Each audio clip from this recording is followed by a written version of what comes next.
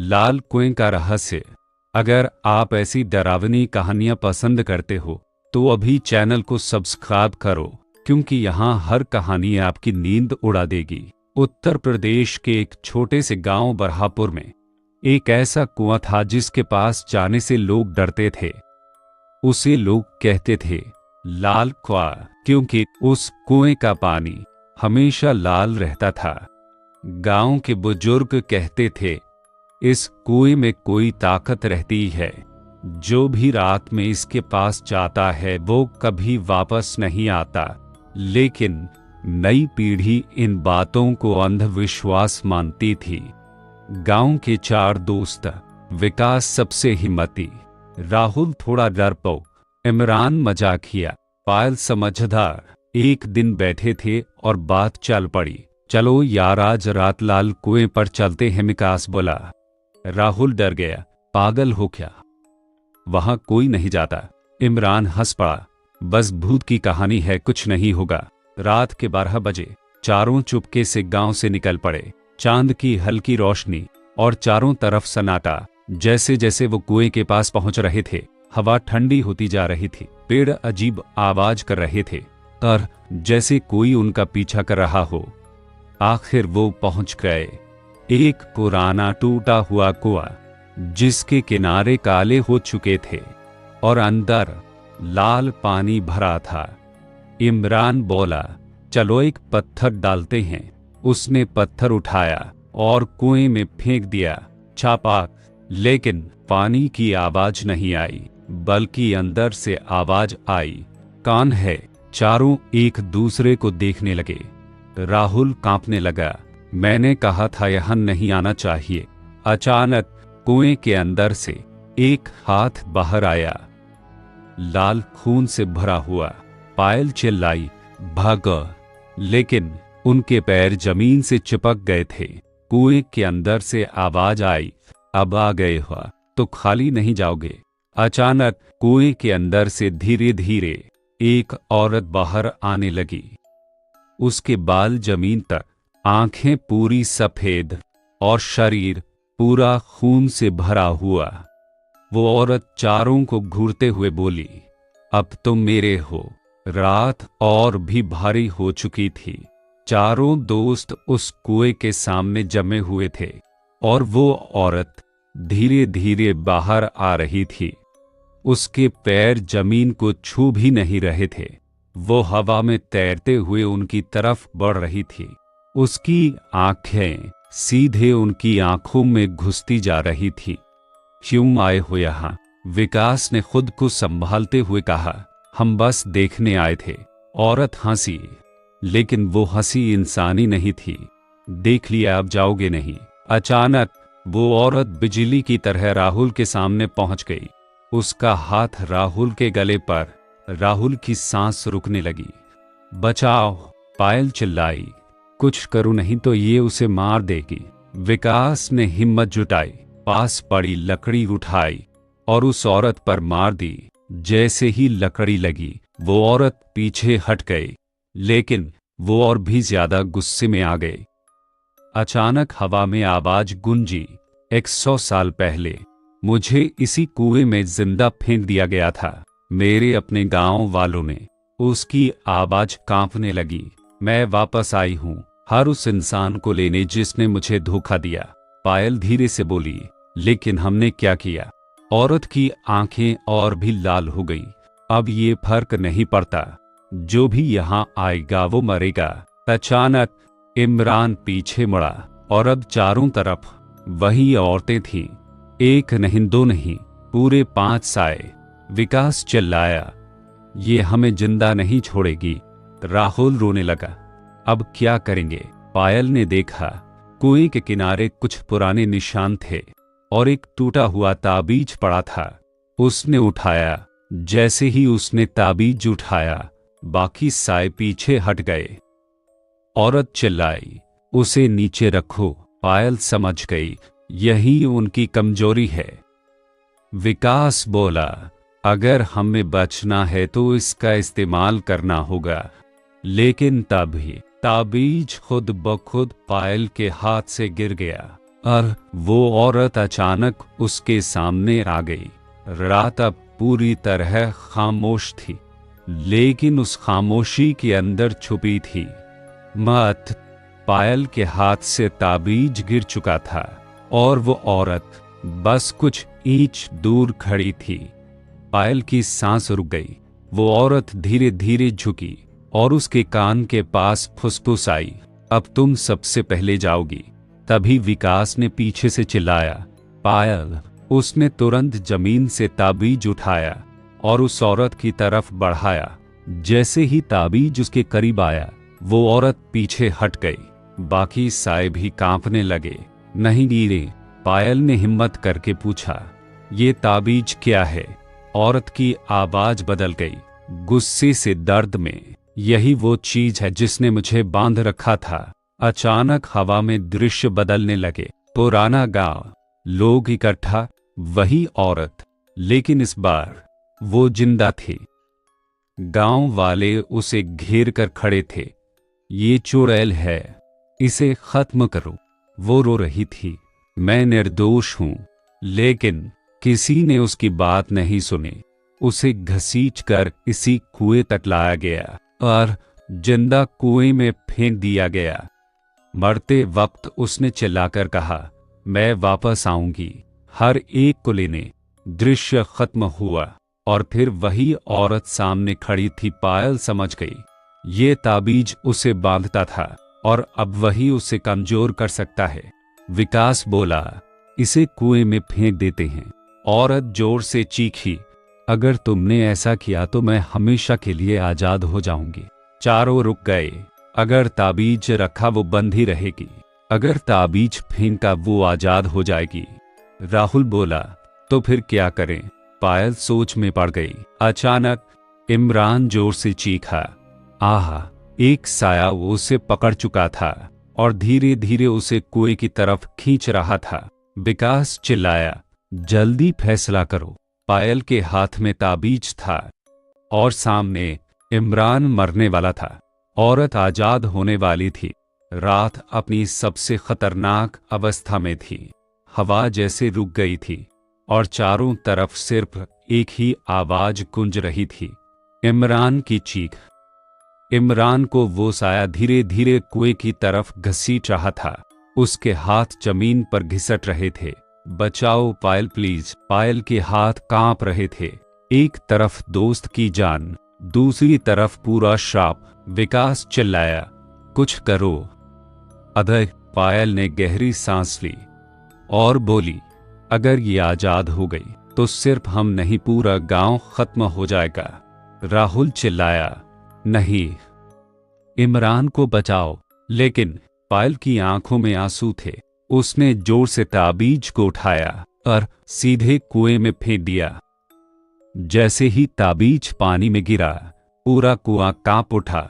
लाल पानी उबलने लगा, आसमान काला हो गया और वो औरत जोर से चीखी, तुमने मुझे आजाद कर दिया।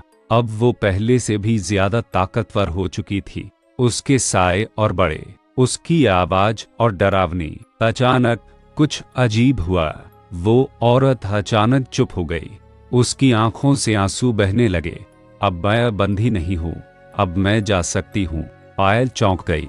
मतलब? औरत बोली, ताबीज मुझे कैद नहीं कर रहा था, वो मुझे इस दुनिया से बांध कर रख रहा था। अचानक वो धीरे धीरे हवा में उठने लगी। उसके साए गायब होने लगे। उसकी आवाज शांत हो गई, तुमने मुझे आजाद किया, धन्यवाद। वो पूरी तरह गायब हो गई। सब कुछ शांत हो गया। कुएं का पानी फिर से साफ हो गया। हवा सामान्य हो गई। इमरान अब भी कुएं के पास पड़ा था, लेकिन उसकी सांसें बंद थीं। पायल रोने लगी, हमने उसे खो दिया। अगले दिन गांव वालों को सब पता चला। उन्होंने कुएं को हमेशा के लिए बंद कर दिया। लेकिन एक बूढ़े आदमी ने धीरे से कहा, श्राप खत्म नहीं होता, बस जगह बदलता है। कहानी खत्म हुई, लेकिन डर नहीं, क्योंकि कुछ कहानियां खत्म नहीं होती, वो बस अपनी जगह बदल लेती हैं। अभी आपने सुनी एक ऐसी कहानी जहां डर एक जगह में कैद था, लेकिन अब जो आप सुनने वाले हो वो उससे भी ज्यादा खतरनाक है, क्योंकि इस बार डर किसी एक जगह पर नहीं है, वो तुम्हारे आसपास है और शायद तुम्हारे अंदर भी। तो तैयार हो जाओ एक नई कहानी के लिए, जहां जो दिखता है वो होता नहीं और जो होता है वो दिखता नहीं। हेडफोन लगा लो, लाइट बंद कर लो, क्योंकि अब शुरू हो रही है जंगल का छलावा। उत्तर प्रदेश के एक गांव भैरवपुर के पास एक घना जंगल था। लोग उसे कहते थे भूतों वाला जंगल, लेकिन असली नाम था छलावे का जंगल। गांव के बुजुर्ग कहते थे इस जंगल में भूत नहीं, छलावा रहता है, जो तुम्हारा ही रूप लेकर तुम्हें बहका देता है, और जो उसके पीछे चला जाए वो कभी वापस नहीं आता। गांव के 4 दोस्त, अमन सबसे बहादुर, दीपक शांत और समझदार, रोहित मजाकिया, सोनाली थोड़ी डरपोक लेकिन जिद्दी। एक दिन रोहित बोला, चलो आज उस जंगल में चलते हैं। सोनाली तुरंत बोली, नहीं, वहां छलावा होता है। अमन हंसा, कुछ नहीं होता, बस लोगों की बातें हैं। रात के 11 बजे चारों टॉर्च लेकर जंगल की तरफ निकल पड़े। चांदनी हल्की थी और जंगल असामान्य रूप से शांत। जैसे जैसे वो अंदर जाते गए, हवा ठंडी होती गई, आवाजें गायब हो गई और जैसे कोई उन्हें देख रहा हो। अचानक रोहित बोला, यार पीछे कोई चल रहा है। सबने मुड़कर देखा, कोई नहीं था। तभी जंगल के अंदर से आवाज आई। अमन चौंक गया, किसने बुलाया? फिर वही आवाज, अमन इधर आओ। यह आवाज उसकी माँ की थी। अमन बोला, ये मेरी माँ की आवाज है। दीपक ने तुरंत रोका, नहीं, ये वही छलावा है। अचानक पेड़ों के पीछे से एक औरत निकली, बिल्कुल अमन की माँ जैसी। सोनाली बोली, ये असली नहीं है, लेकिन वो औरत मुस्कुराई और बोली, बेटा मैं सच में हूं। अमन धीरे धीरे उसकी तरफ बढ़ने लगा। दीपक चिल्लाया, रुक जाओ। जैसे ही अमन पास पहुंचा, उस औरत का चेहरा बदल गया। आंखें काली, मुंह असंभव तरीके से खुला हुआ और अचानक उसने अमन को पकड़ लिया। बाकी तीनों चिल्लाए, पर अमन अंधेरे में खींच लिया गया। जंगल अचानक और भी खामोश हो गया। अमन की चीख धीरे धीरे अंधेरे में खो गई और बाकी तीन, दीपक, रोहित, सोनाली, डर के मारे वहीं खड़े रह गए। अमन सोनाली रोते हुए चिल्लाई, लेकिन कोई जवाब नहीं। दीपक ने गहरी सांस ली, हमें यहां से निकलना होगा अभी। तीनों जंगल से बाहर निकलने लगे, लेकिन रास्ता बदल चुका था। जहां से आए थे वहां अब घना जंगल था। हर दिशा एक जैसी दिख रही थी। रोहित बोला, यार ये तो वही जगह है हम घूम रहे हैं। दीपक समझ गया, ये हमें बाहर नहीं जाने देगा। अचानक दीपक चौंक गया। ये आवाज उसके पापा की थी। पेड़ के पीछे से एक आदमी बाहर आया, बिल्कुल दीपक के पापा जैसा। बेटा यहाँ क्या कर रहे हो? दीपक पीछे हट गया। नहीं, ये सच नहीं है। रोहित बोला, ये वही छलावा है। वो आदमी हंसने लगा, लेकिन आवाज इंसानी नहीं थी। तुम लोग समझदार हो, लेकिन ज्यादा देर नहीं। अचानक चारों तरफ से आवाजें आने लगी, इधर आओ, मैं हूं तुम्हारा अपना। अब हर एक के सामने उनका कोई अपना खड़ा था। सोनाली के सामने उसकी बहन, रोहित के सामने उसका दोस्त, दीपक के सामने उसके पापा। दीपक चिल्लाया, आंखें बंद करो, ये सब झूठ है। सोनाली रोने लगी, लेकिन ये बिल्कुल असली लग रहे हैं। अचानक तीनों अपने एक साथ आगे बढ़े और उनके चेहरे बदलने लगे। आंखें काली, मुंह फटा हुआ, शरीर टेढ़ा मेढ़ा। तीनों भागने लगे। पेड़ जैसे उनका रास्ता रोक रहे थे, जंगल उन्हें फंसा रहा था। भागते भागते रोहित अचानक रुक गया। दीपक, सोनाली रुको। दोनों पीछे मुड़े। रोहित वहीं खड़ा था, लेकिन उसके पीछे दो रोहित खड़े थे। दोनों रोहित एक साथ बोले, अब पहचानो असली कौन है। दीपक और सोनाली एक दूसरे को देखने लगे। अगर गलत चुना तो मौत तय थी। घना अंधेरा, सामने दो रोहित और बीच में खड़े दीपक और सोनाली। हवा तक रुक गई थी। जंगल जैसे उनके फैसले का इंतजार कर रहा था। दीपक ने हिम्मत करके पूछा, तुम दोनों में असली कौन है? पहला रोहित घबराया हुआ, मैं हूं, ये छलावा है, जल्दी कुछ करो। दूसरा रोहित शांत, हल्की मुस्कान, झूठ बोल रहा है, मैं असली हूं। सोनाली धीरे से बोली, ये हमें कंफ्यूज कर रहा है। दीपक को याद आया, छलावा तुम्हारे अपने का रूप लेता है और दिमाग से खेलता है। उसने तय किया, हमें टेस्ट करना होगा। दीपक बोला, रोहित, 8वीं में तूने मेरे साथ क्या पांक किया था? पहला रोहित तुरंत बोला, तूने मेरी कॉपी छुपाई थी और सर ने मुझे डांटा था। दूसरा रोहित धीरे से हंसा, और बाद में तू रो पड़ा था, याद है? दोनों जवाब सही थे। सोनाली फुसफुसाई, अब क्या करे? दीपक ने गौर किया, पहले रोहित के पैरों के निशान थे, दूसरे के नहीं थे। उसने तुरंत चिल्लाया, पीछे हटो, और बिना निशान वाला रोहित अचानक बदलने लगा। उसका चेहरा खींच गया, आंखें काली हो गई और आवाज गूंज उठी, तुमने पहचान लिया। जैसे ही वो गायब हुआ, असली रोहित घुटनों पर गिर पड़ा। भाई, ये क्या था? अचानक पेड़ों के पीछे से आवाज आई, एक को बचा लिया, बाकी का क्या करोगे? तीनों ने मुड़कर देखा। अमन खड़ा था, लेकिन उसकी आंखें काली, चेहरा भावहीन। सोनाली रो पड़ी, अमन तुम ठीक हो? अमन धीरे से बोला, मैं ठीक हूं, तुम लोग मेरे साथ चलो। दीपक ने तुरंत रोका, नहीं, ये भी छलावा हो सकता है। अमन मुस्कुराया, लेकिन वो मुस्कान इंसानी नहीं थी। तुम्हें लगता है मैं नहीं हूं? अचानक अमन उनकी तरफ झपटा। तीनों पीछे हटे। जमीन से काले साए निकलने लगे, पेड़ हिलने लगे और चारों तरफ से आवाज गूंजने लगी, तुम सब यहीं रहोगे, अब भागने का कोई रास्ता नहीं था। अचानक दीपक ने देखा, उसके पीछे भी कोई खड़ा है। धीरे धीरे उसने मुड़कर देखा, वहां दीपक खुद खड़ा था। जंगल अब पूरी तरह बदल चुका था। पेड़ों की परछाइयां जमीन पर रेंग रही थी। हवा भारी थी, जैसे कोई अदृश्य ताकत चारों तरफ फैल चुकी हो। तर दीपक के सामने खड़ा था एक और दीपक। सोनाली और रोहित एकदम जड़ हो गए। ये क्या हो रहा है? सोनाली की आवाज कांप रही थी। दोनों दीपक एक साथ बोले, पहचानो असली कौन है?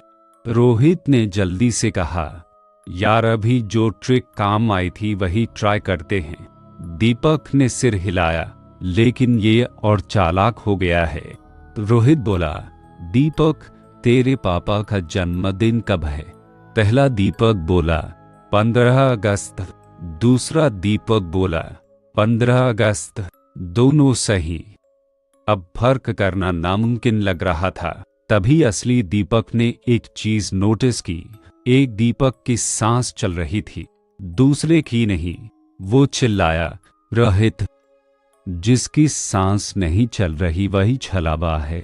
जैसे ही उन्होंने उस पर ध्यान दिया, वो दीपक हंसने लगा, उसका चेहरा फटने लगा, आंखें पूरी काली।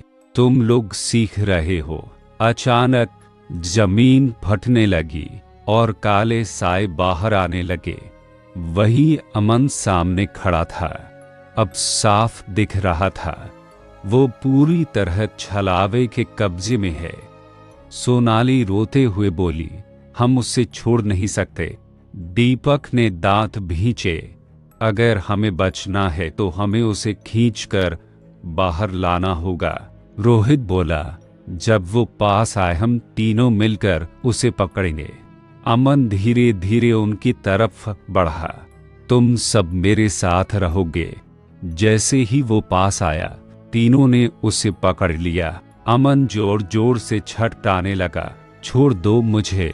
उसकी आवाज बदल रही थी, जैसे दो आवाजें एक साथ बोल रही हों। धीरे धीरे उसकी आंखों की काली परत हटने लगी, उसका चेहरा सामान्य होने लगा।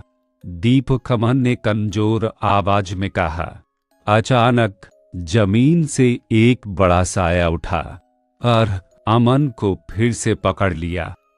अब एक विशाल काला रूप सामने था, बिना चेहरा, सिर्फ आंखें और अनगिनत आवाजें। ये मेरा है। तीनों पीछे हट गए। अब ये कोई साधारण छलावा नहीं था, ये उसका असली रूप था। वो काला साया धीरे धीरे उनकी तरफ बढ़ा और बोला, अब तुम तीनों भी। जंगल अब पूरी तरह जिंदा लग रहा था, पेड़ हिल रहे थे, जमीन कांप रही थी और सामने वो विशाल काला साया, जिसकी आवाज चारों तरफ गूंज रही थी। अब तुम तीनों भी मेरे हो। दीपक, रोहित और सोनाली तीनों डर के मारे पीछे हट रहे थे। अब पूरी तरह उस साए के कब्जे में था। दीपक ने गहरी सांस ली। ये हमें डराकर हमारे दिमाग पर कब्जा करता है, अगर हम डर गए तो खत्म। रोहित बोला, तो क्या करें? दीपक बोला, डरना बंद करो, इसकी तरफ सीधे देखो। तीनों ने हिम्मत करके उस साए की तरफ देखा, बिना नजर झुकाए। साया चीखा, नजर नीचे करो। जैसे जैसे वो डर नहीं रहे थे, साया कमजोर होने लगा, उसकी आवाज धीमी हो गई। सोनाली बोली, ये हमारे डर से ताकत लेता है। अब तीनों एक साथ चिल्लाए, तू कुछ नहीं है। अचानक साया कांपने लगा, जमीन हिलने लगी। साया आखिरी बार कोशिश करता है। वो फिर से उनके अपने लोगों का रूप लेने लगा, माँ, पापा, दोस्त। अब तीनों समझ चुके थे, ये सब झूठ है। साया धीरे धीरे सिकुड़ने लगा, छोटा और छोटा। अचानक अमन जमीन पर गिर पड़ा, उसकी आंखें सामान्य हो गई। दीपक दौड़कर उसके पास गया, तू ठीक है? साया अब एक छोटी परछाई बन चुका था और पूरी तरह गायब हो गया। अचानक सूरज निकल आया, जंगल सामान्य हो गया, पक्षियों की आवाज वापस आ गई। चारों दोस्त धीरे धीरे गांव की तरफ लौटने लगे। जैसे ही वो गांव के पास पहुंचे, अमन अचानक रुक गया। दीपक ने पूछा, क्या हुआ? अमन धीरे धीरे उनकी तरफ मुड़ा और वो मुस्कुरा रहा था। उसकी आंखों में हल्की काली छाया अभी भी थी। छलावा कभी पूरी तरह खत्म नहीं होता, वो बस किसी एक के अंदर छुप जाता है और इंतजार करता है अगले शिकार का भूत। अगर आपको ये कहानी पसंद आए तो वीडियो को लाइक करो, थम्स अप, अपने दोस्तों के साथ शेयर करो और ऐसे ही खतरनाक हॉरर स्टोरी सुनने के लिए चैनल को सब्सक्राइब करना मत भूलना। घंटी और कमेंट